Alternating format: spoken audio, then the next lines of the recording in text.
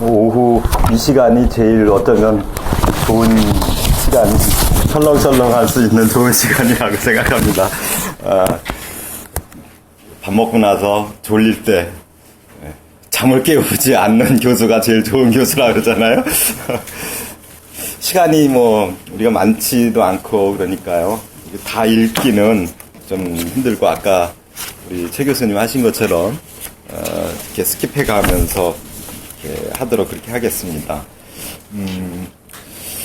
우선 이 마크리나의 영성이라고 하는 것을 주목해서 특별히 여성 지도력과 그리고 마크리나라고 하는 여성이 어떤 분인가, 그리고 이분이 차지하는 교회사적 위치가 어떤가, 그리고 이분이 보여주었던 그 영성의 그 깊이가 어떤 것인가 하는 것을 좀 보려고 합니다.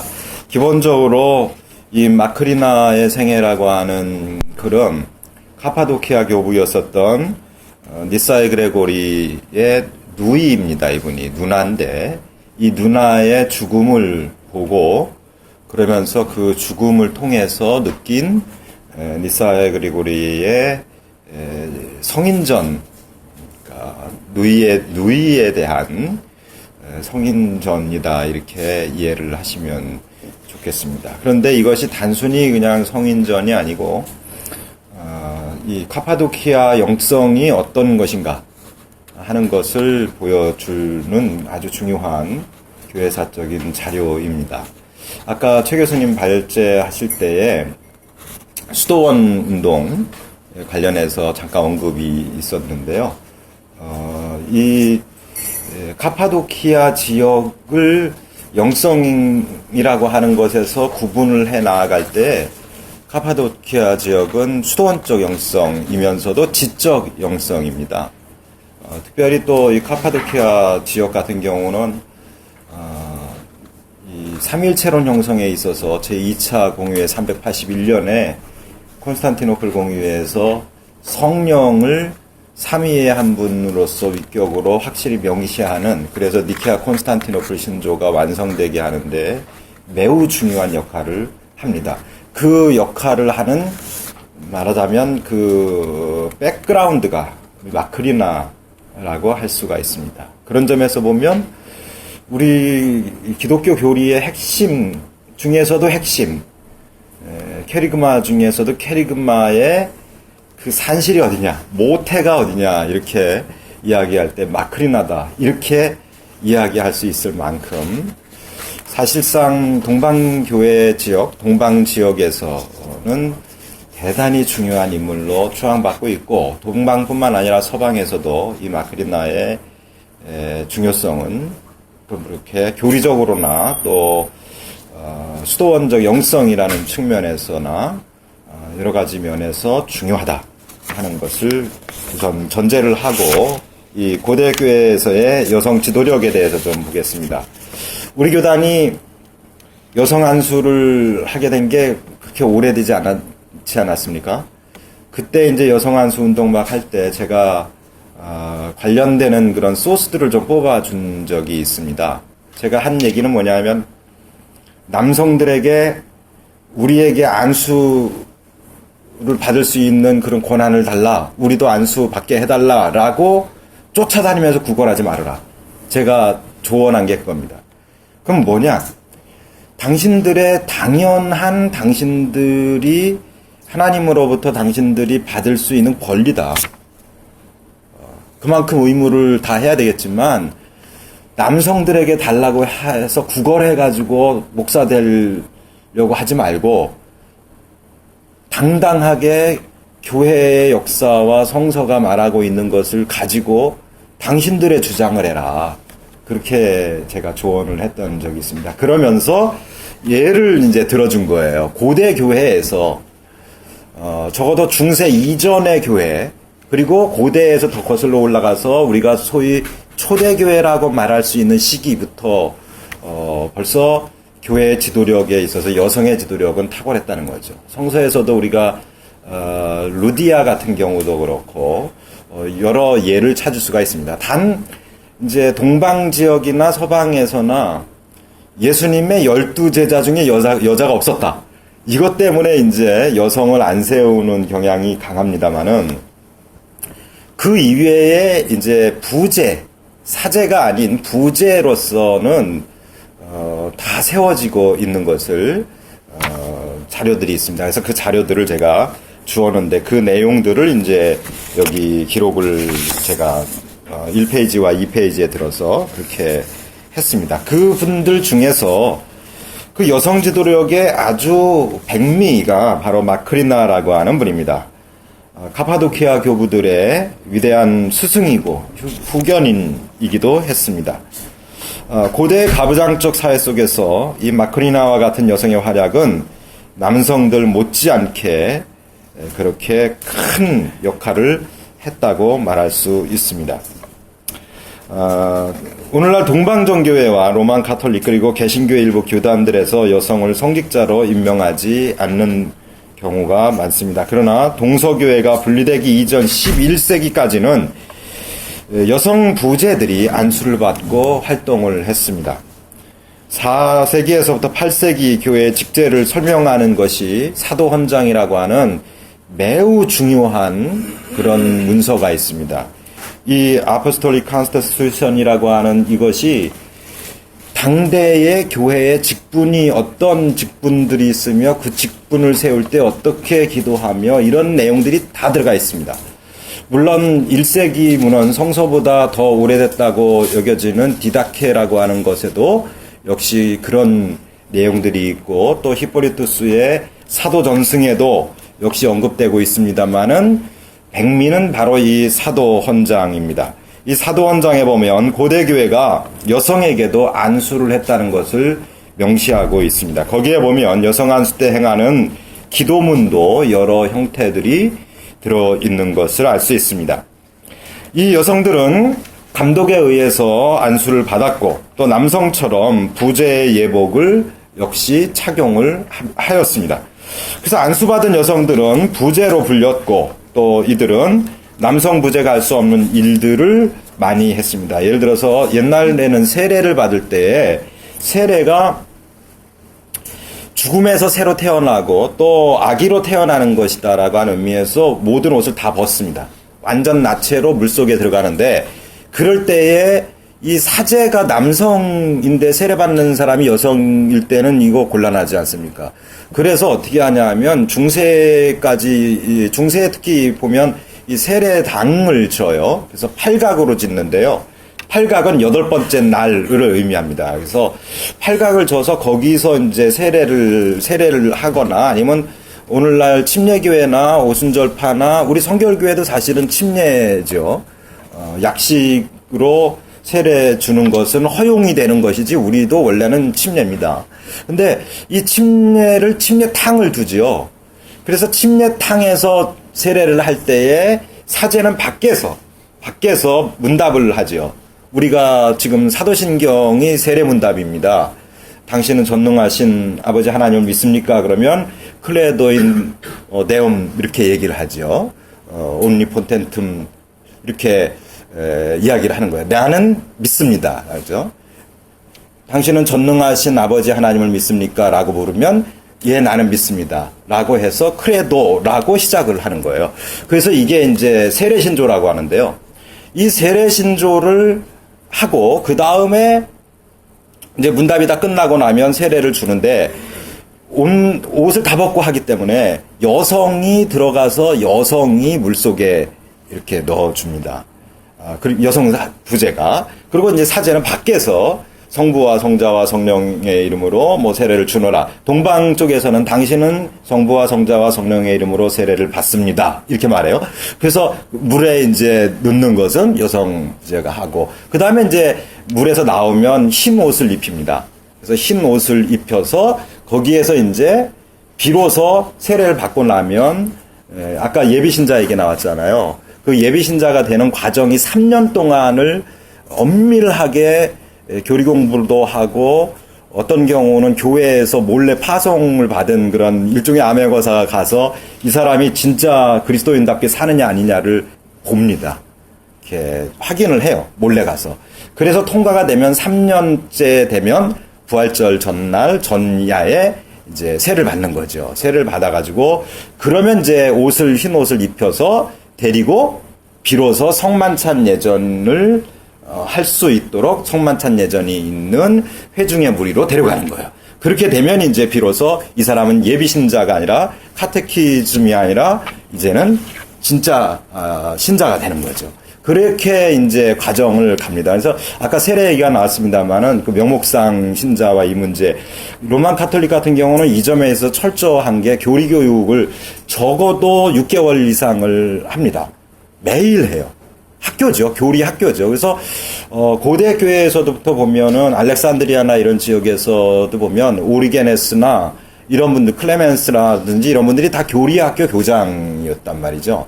그러니까 교리가 요즘에는 참 경시되는 그런 시대인데요. 교리라고 하는 게 사실 기본 베이스 아닙니까? 근데 베이스가 좀 약화되어 있는 게 아닌가. 그러니까 장단점이 있습니다만은 저는 좀 그런 생각 많이 하는데 진중세례. 진중세례 같은 경우 막 수천 명, 수만 명씩 막 세례 주지 않습니까? 어떤 면에서는 이제 이런 얘기가 있을 수 있겠죠. 그 사람들이 세례를 받음으로써 일종의 옵션이 돼가지고 언젠가는 돌아온다. 뭐 이런 생각이 있겠죠. 근데 과연 그러한가 했을 때 교회사를 하는 입장에서는 그건 세례가 아니다라고 하는 거죠. 세례라고 하는 거의 진정한 의미는 그런 교리 교육을 철저하게 그리고 교회의 관습과 또 예절과 또 이런 등등을 철저하게 배우고 들어오는 거죠. 물론 초대교회 그리고 고대교회에서 박해시대 특히 313년 밀라노 칙령 이전까지는 박해 때문에 더더욱 이 교육이 중요했겠죠.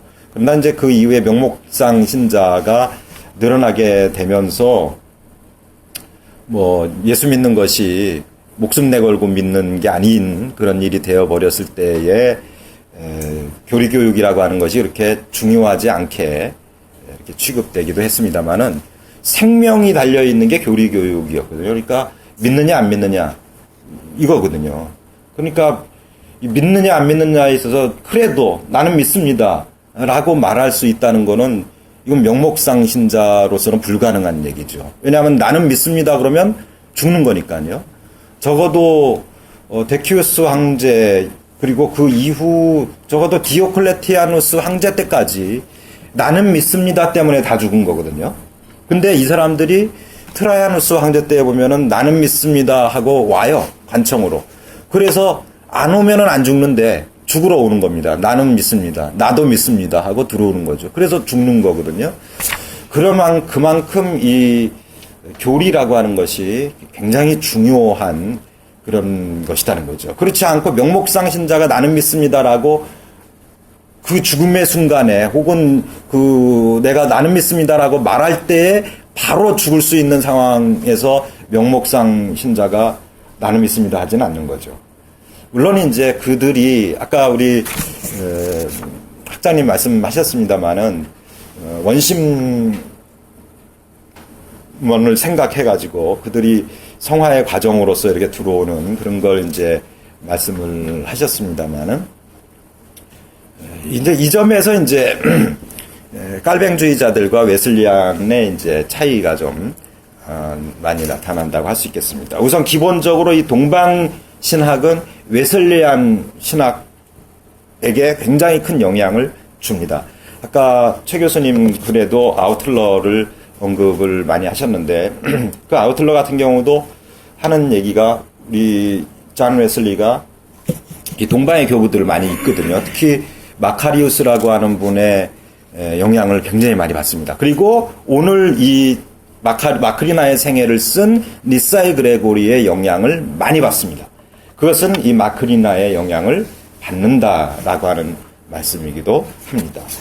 그래서 이 여성들이 어떻게 해서 교회에서 역할을 했는가라고 하는 이야기들이 많이 있는데 그 밑에 이제 패러그래프에 보시면 여러 사람들의 이름을 쭉 제가 해 놓았습니다.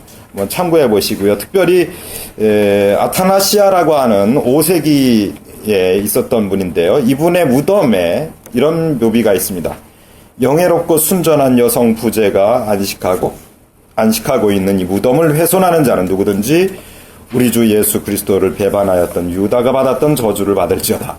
여성 부제가 있었다는 것이 이 비문에도 확실하게 나타난다는 거죠. 이건 왜 이런 말씀을 드리냐 하면 역사에 있어서 고증 그리고 역사에서 중요한 것이 이 비문입니다. 이 비문에 있느냐 없느냐 문서에 있는 것도 중요한데 실제로 현실적으로 이게 그런 것이 통용되고 있었느냐 아니냐라고 하는 걸 볼 때는 유물로 보는데 그 유물이 바로 뭐냐 이 비문을 보거든요. 이 비문에 있었다라고 하는 중요한 내용을 말하고 있습니다. 자, 그럼 니사의 그레고리를 좀 살펴보겠습니다. 3쪽에 니사의 그레고리는 카파도키아 교부라고 하는데요. 지금 여러분들이 그 터키 가보시면은 괴레메라고 하는 지역을 가보실 겁니다. 그림 같은데 보시면 버섯같이 이렇게 돼 있고 지형이요. 석회석으로 돼 있어가지고 동굴들 많이 있고 그런 데 있지 않습니까? 거의 카파도키아인데요. 이 카파도키아 교부들이라고 하는 이름으로 불리는 3명이 있습니다. 그분이 바로 대바질, 그레이트 바질이라고 하는데요. 그 다음에 바질리우스, 그 다음에 니사의 그레고리, 나치안주스의 그레고리 이렇게 셋이 있습니다. 여기 앞에 니사, 그 다음에 나치안주스 이렇게 돼 있잖아요. 이게 왜 그러냐면 인물들이 중첩되는 동일 인물들이 동명이인이 많습니다. 그래서 출신을 앞에다가 붙이는 거예요. 어디 출신 누구, 우리는 함양박가 누구 이렇게 하듯이요. 이제 그렇게 이해를 하시면 됩니다. 구별을 위해서. 이 니사의 그레고리는 고대 기독교의 아주 중요한 신학자고 성령의 성부와의 동일 본질 이것을 확립했었던 중요한 역할을 합니다. 그리고 당대 감독이었고 역시 또 신비적 영성 운동가이기도 했습니다. 이분의 그 공헌이라고 한다면 영성 생활이라고 할 수 있는데요. 특별히 관상적 신비주의 그리고 신학적인 공헌 이런 데에서 인정을 받고 있습니다. 아주 부유한 귀족 가문에서 출생을 했고 그의 누이가 바로 마크리나인데 379년 12월에 그 누이가 사망한 직후에 이것을 저술하게 됩니다. 니케아에서 칼케톤 공회에 이르는 그러니까 1차에서부터 4차에 이르는 이 초대교회의 삼일체론과 기독론에 관한 그런 중요한 논쟁들 속에서 아주 중요한 역할을 하게 되었고 또 고전적인 그리스 철학 그 전통을 종합해서 동방교회에 탁월한 신학을 세운 그런 신학자로도 여겨지고 있습니다. 특별히 나치안주스의 그레고리는 동방교회에서는 신학자 그레고리 이렇게도 부르기도 합니다. 이 후대에 저술된 이 니사의 그레고리의 글은 초기 수도원 운동에 신학적인 기초를 놓았다는 점에서도 평가를 받습니다. 물론 그의 형이었던 그레이트 바질, 대바질 같은 경우가 이 수도 규칙 이런 걸 쓰는데요. 그래서 수도원 운동에 더 중요한데 이것도 역시 그의 누이였었던 마크리나가 만들어 놓았던 그 수도 규칙이 있어요. 그것을 기초로 수도원 규칙 혹은 수도 규칙이라고 하는 걸 만듭니다. 그래서 룰 오브 바질이라고 그러는데 굉장히 중요한 문서입니다. 수도원 운동에 있어서 그만큼 중요한 역할을 영성에 있어서 하고 있었다. 자, 그럼 니사 그레고리는 무엇을 추구했던 사람인가? 바로 기독교인의 덕성과 완덕의 삶을 추구했던 그런 사람입니다. 우리 웨슬리안에게 있어서는 크리스천 퍼펙션이라고 그러죠. 근데 역시 이 퍼펙트 버추라고 그러는데요. 이 그리스도인의 완전, 이렇게 우리말로 번역하면 그리스도인의 완전이라고 우리가 그냥 이야기를 하죠. 그러나 이 수도원 용어를 쓸 때는 이제 완덕이라는 표현을 쓰고 혹은 완전이라는 표현도 씁니다만은 완덕이라는 표현을 많이 씁니다. 이분이 쓴 여러 글들이 있는데요. 그 중에 이제 하나가 이 마크리나의 생애다. 니사의 그레고리는 원래 결혼을 했었습니다. 그러나 동정녀로서의 마크리나가 성취했던 것 같은 그런 영적인 완전을 가르치고 소망합니다. 그래서 육체의 동정성이라고 하는 것은 아주 높은 이 차원 높은 신앙의 상태, 그걸 지향하는 그런 구도자의 한 경향성이다, 이렇게 봤습니다. 그러니까 결혼하지 않고 독신으로 삶으로써 더 높은 하나님과의 친밀한 관계를 가질 수 있고 영성의 깊은 도달할 수 있는 그런 장점이 있다, 이렇게 강조를 하고 있었던 것이죠. 동정성을 가진 육체는 인간이 하나님의 형상의 위대한 순결성의 일단을 얻을 수 있는 거울과 같다, 이렇게 보면서 여성들의 순결한 몸은 자신의 영혼의 순결을 보여주는 거울이며 에덴 동산이라는 순결한 땅의 육체적 형상이다, 이렇게 이야기를 하고 있었습니다. 자, 어쨌든 이런 니사의 그레고리에 영향을 준 마크리나는 그럼 누구인가 보겠습니다. 이 마크리나 저 쭉 밑으로 내려가셨어요. 이 마크리나는 독신을 주장하면서 태어나는 것이 한 번이고 죽는 것이 한 번인 것처럼 결혼하는 것도 한 번입니다. 따라서 나는 다른 사람과 결혼할 자유를 가지고 있지 않습니다. 왜냐하면 부활의 소망 가운데서 나의 약혼자는 죽지 않았고 하나님 안에서 살아 있습니다. 나의 약혼자는 결코 이 땅으로부터 멀리 떨어져 있지 않습니다. 이게 무슨 말이냐면 약혼을 했어요.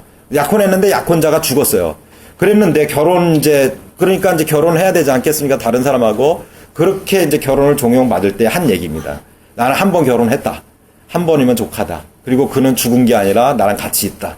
이렇게 이제 생각을 하는 거죠. 이 생사의 문제가 이 당시에 어떤 그리스도인들이 생각할 때 생사를 어떻게 생각했느냐, 죽음이라는 걸 어떻게 생각했느냐라고 하는 것을 엿볼 수 있는 그런 내용이기도 합니다. 그래서 내 옆에 있다는 거죠. 죽은 게 아니라. 그래서 초기에 이 시기에도 그렇습니다만은 이 카타콤 같은 데서 예배드리고 하는 이유가 바로 거기 있습니다. 피해서 가는 것도 있지만요.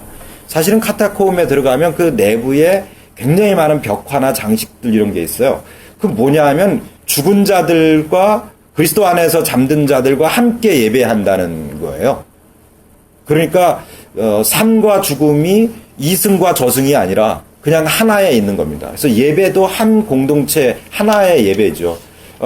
서방교회에서 특히 바티칸 같은 데 보면 바티칸의 그 베드로 성당 같은 경우가 거기가 베드로 무덤이거든요. 베드로 무덤 위에 세워지는 거거든요. 이런 것들이 다 그런 그 역사적인 맥락 안에서 있는 겁니다. 오늘날 로만 카톨릭 같은 데는 교회 안에서 다 그 장례하는 그 시설들이 대부분 다 있습니다. 웬만큼 큰 데에서는. 그런 게 다, 이런 삶과 죽음이라고 하는 게 그리스도 안에서, 그것이, 통전적으로 서로, 통섭하는 그런 것으로 보는 것이지, 다른 것으로, 다른 어떤 초월적인 세상, 이런 것으로 보지 않는다는 겁니다. 자, 그래서, 그 다음에 좀 보겠습니다. 그리고 이제 자기 집에, 원래 부자라 그랬잖아요. 가난한 사람들을 불러 모아가지고, 고아들, 과부들 돌보아주고, 그렇게 하면서 자기 종들, 원래 종들, 하인들도 다 이렇게 자유를 줍니다. 그렇게 해가지고 같이 동정성을 유지하면서 수녀원을 이제 시작하게 되는 거죠. 이 수녀원에서 중요한 게 덕목이 뭐냐면 이제 이건 이제 일반 수도원에서 사랑, 덕, 신화 이렇게 세 가지의 아주 중요한 덕목이 있는데 이 수녀원에서 가지고 있었던 중요한 것이 분노, 질투, 증오, 자만 이런 것을 아주 금기시하는 그런 수도원 규칙을 정합니다. 그래서 이런 수도원 규칙을 기초로 바질이 수도 규칙을 쓰게 됩니다. 그리고 이 바질리우스의 수도 규칙은 6세기에 와가지고 베네딕트의 서방 수도원 운동의 시작인데요. 베네딕트의 수도원 운동에도 적잖이 영향을 주게 됩니다. 그래서 이 마크리나라고 하는 인물이 가지고 있었고 또 보여주었던 그 영성의 깊이가 얼마나 깊은가, 영성의 우물이다 이렇게 말할 수 있다, 이렇게 교회사에서는 평가하고 있습니다. 마크리나는 379년에 바질이 사망한 9개월 후에 사망을 하게 되는데요. 그 죽음을 직접 목격하고 예루살렘에 수도 생활을 하고 예루살렘에 있다가 이제 돌아왔어요. 니살고리가. 돌아왔을 때 마크리나가 죽습니다. 그때 그 죽음을 보면서 그 죽음이 얼마나 평온하고 얼마나 그 죽음 속에서 하나님의 은혜를 보았는가 하는 것을 쓰게 됩니다. 그래서 이 그레고리는 죽음은 육체에만 해당되는 것이고 영혼은 죽지 않는다 이렇게 믿었어요. 그래서 영혼은 신성의 복사판으로서 하나님을 닮도록 창조되고 피조물로서의 육체는 죽음을 통하여 분해되지만 영혼은 죽음 이후에도 분해되지 않는다 이렇게 보았습니다. 이런 것은 대체로 이제 오리게네스 알렉산드리아 쪽에서도 그렇고요. 이건 여기는 지금 이제 굳이 말한다면은 이제 콘스탄티노플 쪽입니다. 이 교구로 보면. 근데 초대 교회 혹은 고대 교회에서는 이런 류의 사고들이 많이 있습니다. 영과 육. 그러니까 지금은 이제 3분설을 이야기를 하죠. 영과 혼과 육 이렇게 3분설 얘기하는데 옛날엔 이렇게 두 가지로 보면서 영혼불멸이라고 하는 문제에 대해서 관심을 많이 가졌은 것 같습니다. 아까 얘기했던 것처럼 플라톤 철학 그리고 그리스 철학의 영향을 받은 것이 이런 점에서 영혼불멸 사상을 갖게 되는 거죠. 이 마크리나의 생애를 통해서 보여주는 그레고리의 사상을 보게 되면은 육체는 무덤에 묻히는데 육체는 이제 무덤에 묻히면 감각이 없는데 그러나 영혼은 감각이 남아있다. 이렇게 보는 거죠.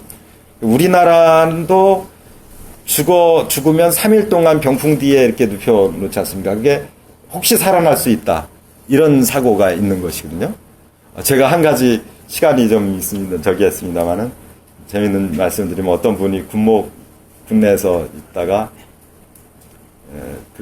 군에 이제 법사들이 있거든요. 승려들이죠. 부활절에 그 법사가 그러더라는 거예요. 우리 부처님도 부활하셨다. 왜 그러냐면 이제 무슨 말입니까? 그랬더니 부처님이 부활하셨는데 들것에다 들고 갔는데 부처님을 이렇게 들것에 들고 관짝을 들고 이렇게 제자들이 가는데 발이 쑥 튀어나왔다. 살아나서 발을 쑥 뺐다. 그러더라는 거예요. 그래서 그거는 못질을 똑바로 안 해서 그렇죠. 못질 똑바로 했으면 못 나왔어요. 그랬다고 하는 얘기를 들었습니다.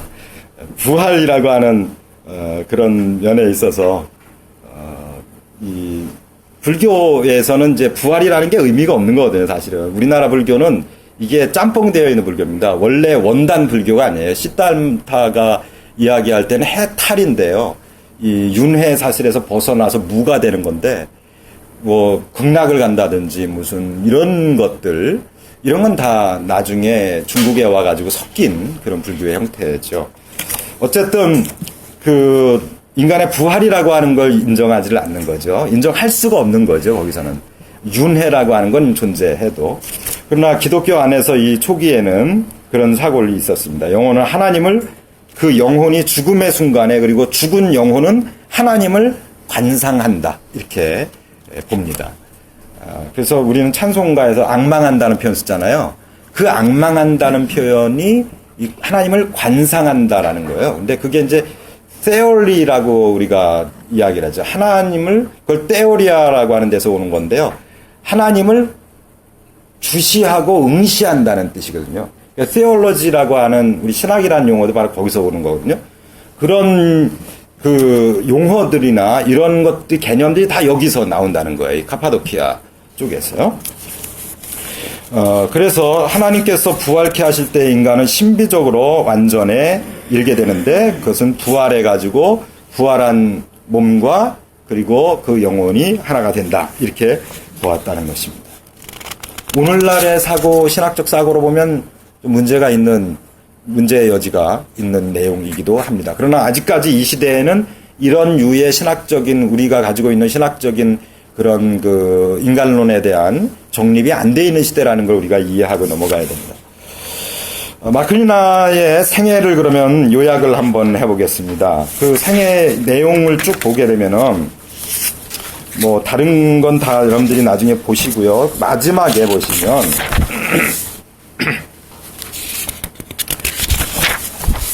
뒤에 거의 뒤끝 마지막 쪽에 보시면은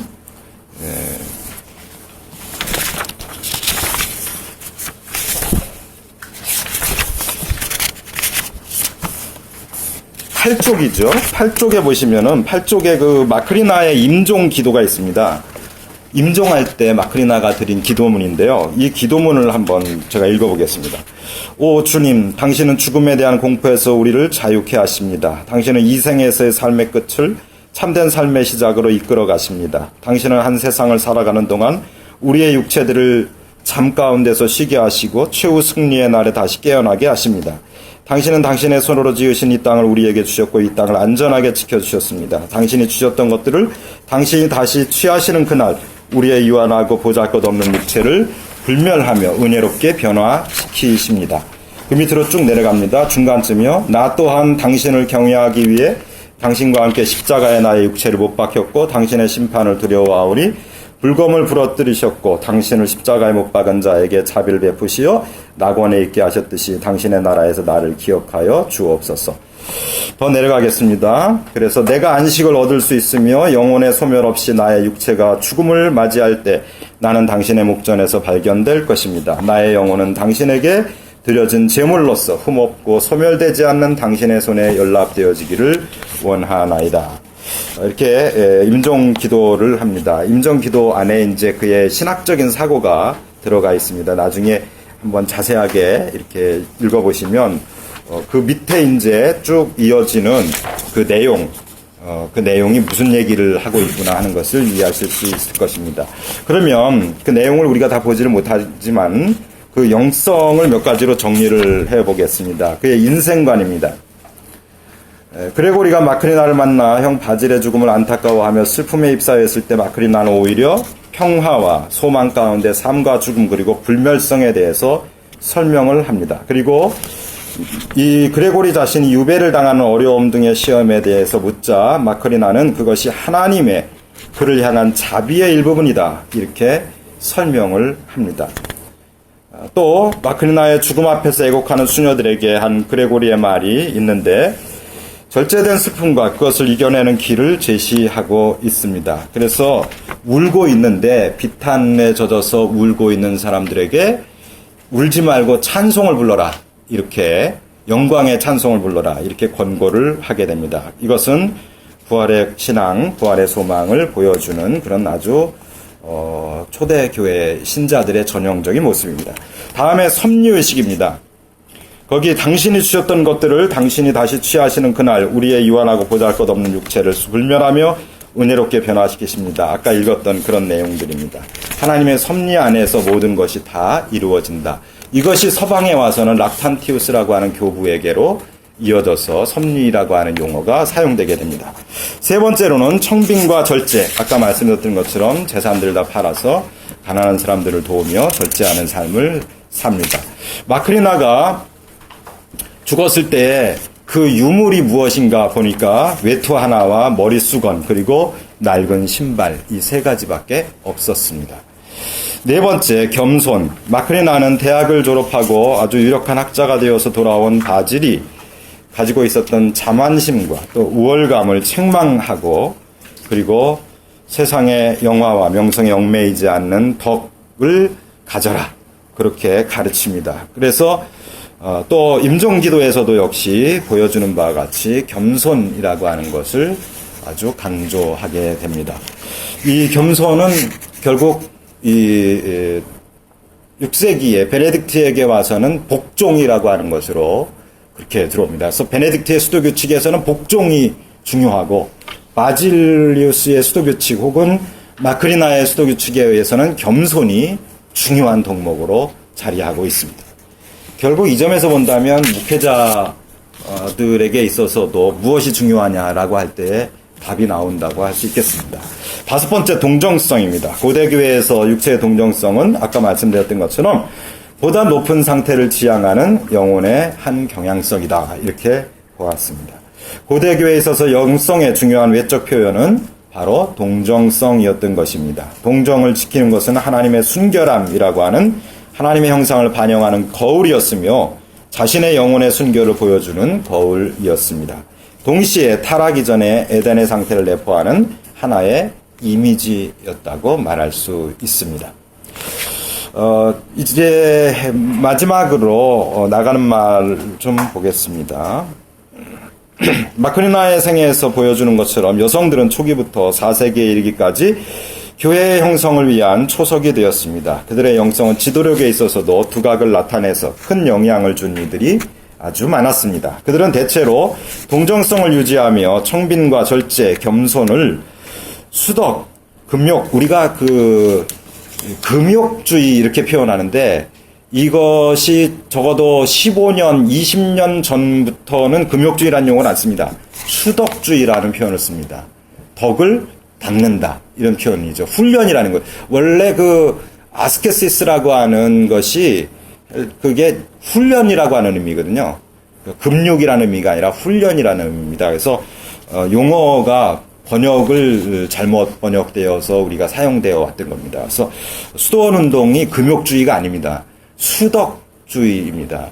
그래서 이것이 잘못 알려져 가지고 수도원에 대해서 금욕주의 그러면 우리가 가지고 있는 어떤 특별한 어떤 뉘앙스가 있지 않습니까? 그래서 그것 때문에 이제 수도원 운동을 이렇게 자세한 내막을 공부하지 않고 수도원 운동에 대해서 폄훼하는 경우들이 있는데요. 공부입니다, 공부. 이 수도원이 사실은 수도원에서 신학교가 나오고 수도원에서 대학이 나오는 겁니다. 스콜라 철학과 그리고 그 스콜라라고 하는 것이 결국 스쿨이고요. 학교가 되는 겁니다. 그리고 대학이 스콜라 철학에서 곧 그 수도원에서 나오는 거거든요. 중세 수도원 운동에서. 그러니까 이 수도 운동이라는 건 훈련이고 훈련이라고 하는 것은 공부고 결국은 공부라고 하는 것이 그리스도를 닮아가는 하나의 부분으로서 이해하고 있었다라고 하는 것입니다. 또 이들의 하나님에 대한 완전한 신앙을 바탕으로 담대하고도 깊은 신앙을 견지했는데 그들의 동정성은 단순히 금욕을 통해 순결을 지킨다는 문자적 의미에서보다는 완덕에 이르는 기독교인의 완전에 대한 열망의 측면에서 바라보아야 한다는 것입니다. 니사의 그레고리가 이런 완전에 대하여라고 하는 그런 논문도 썼는데요. 이 모세의 생애라고 하는 것도 썼고 이게 다 무슨 얘기나 하면 우리 그리스도인들이 어떻게 그리스도를 닮아갈 것이냐, 그리스도의 완전에 이를 것이냐 이걸 쓴 내용인데요. 이런 내용들이 존 웨슬리에게 와서 크리스천 퍼펙션으로 왔고 또 그 이전에는 역시 우리가 잘 알고 있는 토마스 아켐피스의 그리스도를 본받아 역시 이미타치오 크리스티라고 하는 것 역시 이 연장선에 있는 그런 것입니다. 그러니까 우리 개신교의 발생 자체도 바로 이 그리스도를 본받는 완덕의 삶 여기에 기초를 두고 있다는 것이죠. 그래서 우리 성결교회를 이야기할 때 우리가 무슨 19세기 후반에 이렇게 갑자기 돌출된 특별한 어떤 섹트로 우리를 그렇게 할 것이 아니라 고대 교회 초기서부터 기독교 신앙의 초기부터 우리에게 이어져 온 전통의 한 줄기 안에 있다는 것을 우리가 이해를 하게 된다면 보다 우리의 신앙생활이 풍성해질 수 있고 우리의 설교도 풍성해질 수 있지 않을까 그런 생각합니다. 순교의 시대는 물론 그 시대가 지나간 직후 및 이후에도 그들의 영성은 피없는 순교신앙으로 빛나게 됩니다. 예수의 정신으로부터 이어지는 청빈과 절제 그리고 겸손은 그들에게서 아름답게 꽃피었으며 그들의 영성은 깊은 신앙의 열정에서 나타난 결과였습니다. 하나님에 대한 온전하고도 깊은 인식에 기반을 둔 그들의 신앙이 그들로 하여금 온전한 헌신의 길, 즉 영성에 있어서 그리스도를 닮는 완전으로 나아가게 한 것입니다. 이것이 4세기 기독교인들의 모습이었고 그 모델이 바로 마크리나였고 마크리나는 곧 그리스도를 닮은 이미타치오 크리스티, 그리스도를 닮은 사람. 그게 이제 근래에 와서는 이제 성인이라는 표현 로만 가톨릭에 쓰잖아요. 그 성인이라고 하는 의미가 그런 의미거든요. 동방교회에서는 테오시스를 이룬 사람이라 그래요. 테오시스라고 하는 건데요. 그것 무슨 말이냐면 그리스도를 모방했다, 닮았다 그런 얘기입니다. 그래서 이 그리스도를 닮은 사람이 바로 마크리나고 이 마크리나를 닮는 사람, 곧 교부들의 신앙을 닮는 사람들이 그리스도인이다. 그래서 우리는 교부라는 표현, father, church father라고 하는 말을 쓰게 되는 거죠. 그게 이제 로만 가톨릭에서는 신부라는 용어로 쓰고 있는 것입니다. 오늘 우리 신앙의 아버지가 누구냐라고 우리가 이야기를 할 때 우리는 거침없이 우리 성결교회는 존 웨슬리를 이야기합니다. 그 존 웨슬리가 무엇을 말하고 있었던가? 아까 성화에 대한 말씀 우리 학장님 말씀하셨는데 그 성화가 무엇이냐? 완덕에 이르는 길이라는 것이죠.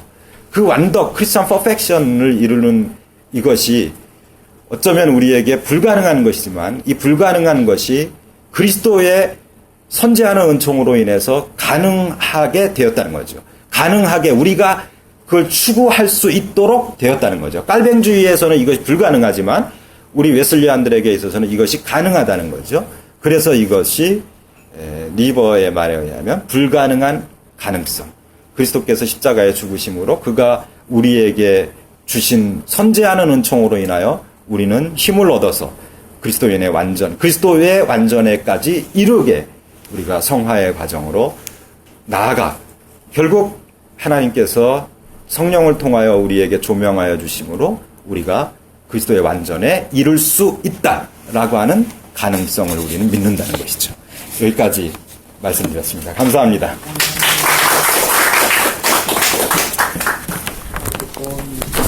감사하고요. 혹시 더 말씀 나눠주실 분 있으면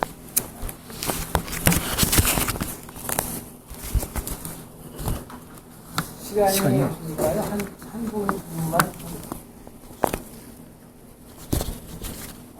없으신 것 같은데 그만하시죠. 네. 그래서 제가 제가 궁금한 게 있어요. 네. 마리아, 성모 마리아가 네. 그런 것들이 중요한데 네.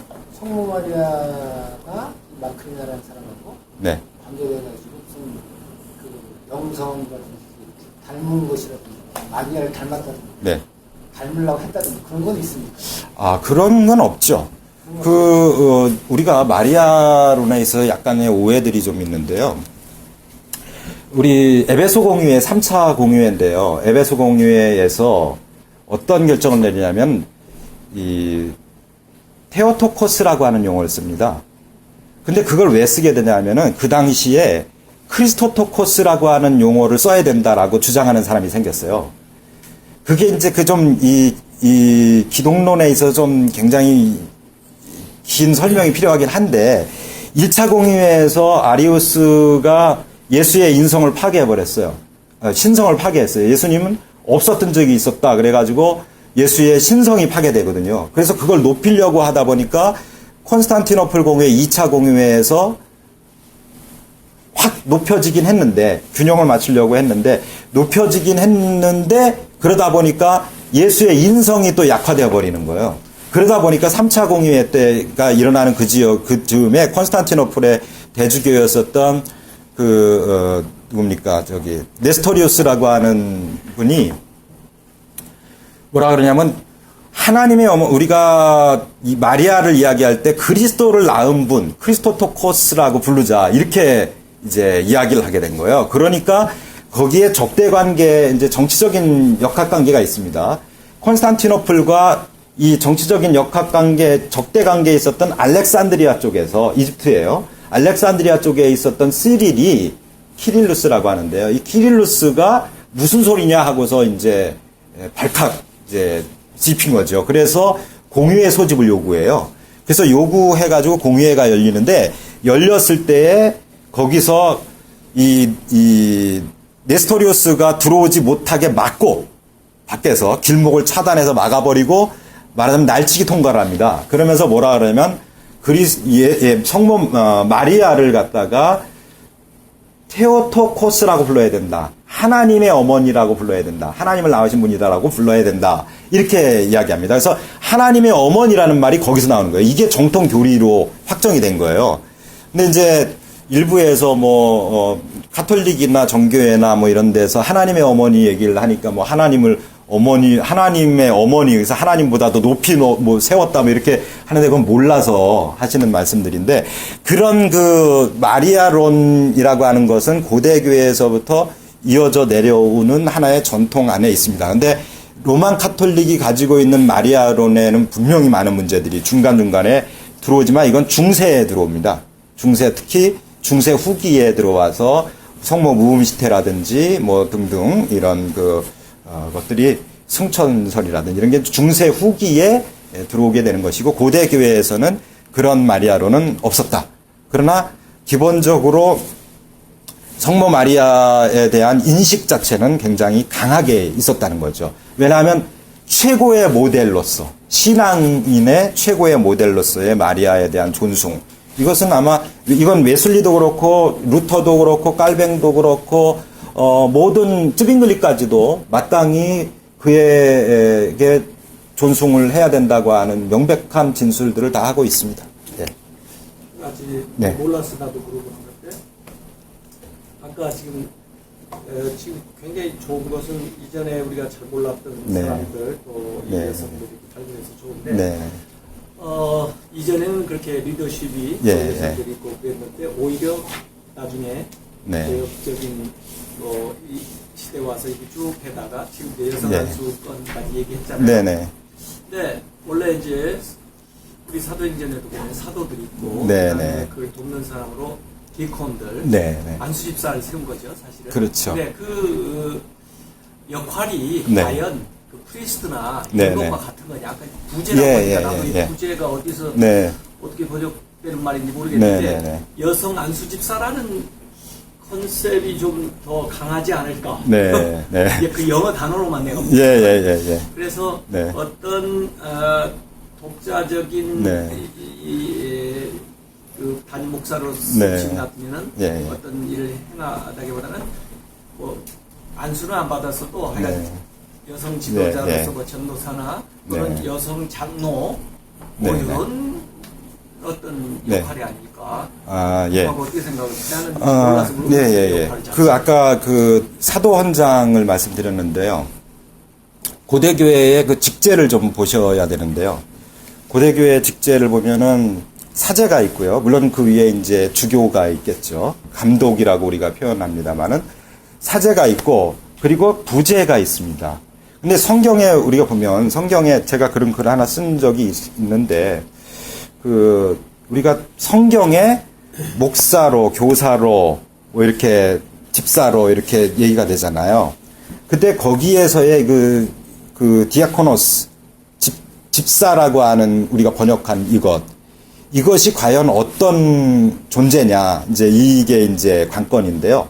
초대교회로부터 이렇게 이어져 오는 걸 보면 안수를 하죠. 그러니까 우리는 그냥 안수 집사라는 표현을 쓰잖아요. 근데 지금 우리 한국교회나 우리 개신교 일반에서 성공회를 제외한 개신교 일반에서 사용하는 집사라고 하는 용어, 장로라고 하는 용어가 원래 성경이 말하는 그 용어와 다른 겁니다. 그리고 그 성경이 말하는 용어뿐만 아니라 교회 전통에서 있었던 직제와 다릅니다. 이거는 깔뱅이 제네바 의회를 장악을 하고 제네바 개혁을 하면서 깔뱅이 사실은 그 사제가 아니지 않습니까? 공부하다가 그만뒀죠. 그래서 깔뱅이 법률가로서 그 제네바 의회의 의회 제도로서 도입한, 제네바를 개혁하기 위해 도입한 하나의 그 제도거든요. 그런 의미에서 거기서 말하자면 엘더, 프레스비터인데 이것이 성경에 있는 프레스비터냐 아니라는 거죠. 전혀 다릅니다. 왜 다르냐? 사도헌장이나 1세기 문헌에 아까 디다케 제가 언급해드렸는데 디다케나 이런 문서들에 의하면 이분들에 대한 안수가 다 있어요. 그리고 안수를 할 때에 직분이 아까 부제 말씀드렸고 그 다음에 뭐가 있느냐 하면 부제가 있고 그 다음에 독서자가 있습니다. 성경 봉독하는 사람이에요.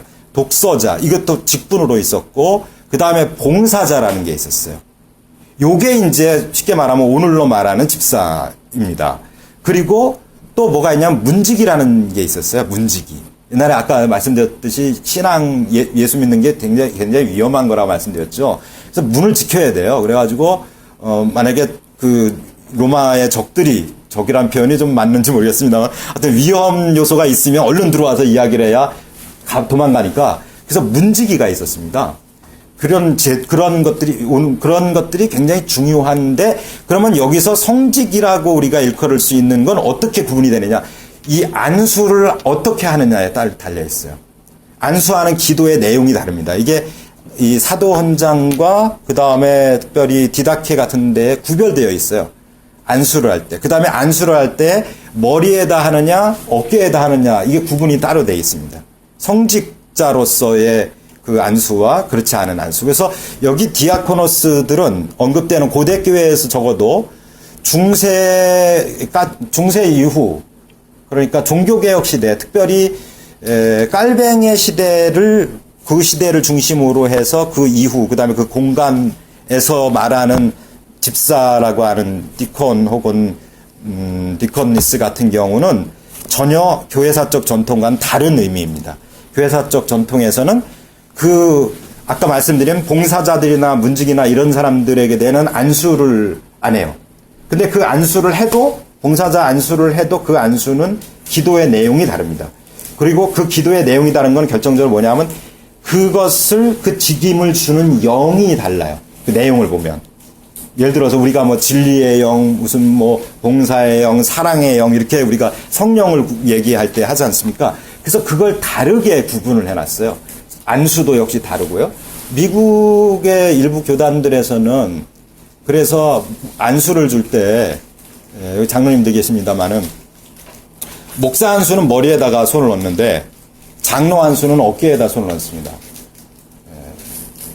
우리나라에서는 뭐 통합 측에서 장로님이 이제 총회장 하시고 그랬습니다만은, 한 번 하고서는 아무도 안 한다 그래가지고, 무야무야 그냥 다 돼서 목사님들이 지금 해오시잖아요. 그 안수의 문제, 여기서 말하는 디콘니스, 그러면 여성 부제라고 제가 표현을 했는데, 이 여성 부제들이 분명히 있었다는 거죠. 이분들이, 그러면 왜 이분들이 성자냐? 이분들에게도 똑같은 안수를 했다는 거예요. 똑같은 안수를 하고, 서품식을 했습니다. 이분들은 서품식도 하고, 다, 똑같이 남성 부제와 마찬가지로 그렇게 했다는 것이죠. 그래서 다시 말씀드리면 직제가 깔뱅파의 직제와 이 직제는 다르다. 특히 장로라고 하는 용어 같은 경우는 원래 성서에 있는 장로는, 그리고 고대교회의 장로는 유대계 그리스도인들을 일컬을 때 장로라고 표현을 썼어요. 프레스비터. 프레스비테로스라고 그러죠. 헬라어로. 근데 이 유대계 장로, 유대계 말하자면 그 성직자를 장로라고 부르고, 그러면 이방계는 사도라고 불렀던 것이죠. 그러니까 이런 차이들이 있습니다. 그래서 이게 나중에는 이제 장로라고 하는 용어로서 깔뱅파에서, 여기서 말하는 장로라고 하는 거는 이 회중에 말하자면 행정적 우두머리, 이런 의미가 강하지만, 우리 성서와 그 다음에 교회사 전통에서 말하는 장로는 그런 의미가 아니라 보다 종교적인 성직자로서의 의미인데, 장로는 유대계 그리스도인들이 일컬을 때 장로라고 일컫고, 이방계 그리스도인들은 사도 혹은 무슨 사제 이렇게 일컬었던 것이다라고 하는 겁니다. 신학성서까지 가도 감사합니다.